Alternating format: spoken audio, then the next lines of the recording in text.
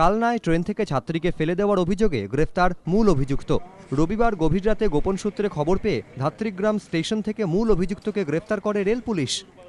Police সূত্রে খবর, হাওড়া দিয়ে রাজ্য ছেড়ে পালানোর পরিকল্পনা করছিল অভিযুক্ত ছাত্র। যেটুকু আমি জেনেছি, আমার এসআরপির কাছ থেকে ওসির সঙ্গে কথা বলে, ওদের মধ্যে কোনো বচসা হয়, ঝগড়াঝাটি হয়। তো সেই সময় অভিযোগ যেটা, যে ওকে নাকি, মেয়েটিকে নাকি এই ছেলেটি ধাক্কা দিয়ে ফেলে দেয়, সেটাই অভিযোগ, সেটি আমি জানতে পেরেছি। তো তার বেসিসে যা কেস শুরু করা আমরা করেছি, মূল অভিযুক্তকে আমরা অ্যারেস্ট করেছি কালকে রাত্রিরে। অভিযোগ, শনিবার টিউশন পড়ে ফেরার পথে ট্রেনে সহপাঠী এক ছাত্রীকে প্রেমের প্রস্তাব দেয় ওই ছাত্র। প্রত্যাখ্যাত হওয়ায় ছাত্রীকে ট্রেন থেকে ছাত্র ধাক্কা মেরে ফেলে দেয় বলে অভিযোগ। কাটোয়া লোকাল কালীনগর স্টেশন ঢোকার মুখে ঘটে ঘটনাটি। হাসপাতালে নিয়ে যাওয়ার পথে মৃত্যু হয় ওই ছাত্রীর। ছাত্রীর পরিবারের তরফে ছাত্রসহ তার পরিবারের 5 জনের বিরুদ্ধে অভিযোগ দায়ের করা হয়েছে।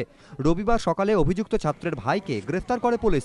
তার 3 দিনের পুলিশ হেফাজতের নির্দেশ দেয় আদালত। অভিযুক্ত ছাত্রকে সোমবার আদালতে তোলা হলে 3 দিনের পুলিশ হেফাজতের নির্দেশ দিয়েছে আদালত। বাড়ির অন্যান্য সদস্যরা পলাতক। রানা দাস, এবিপি আনন্দ।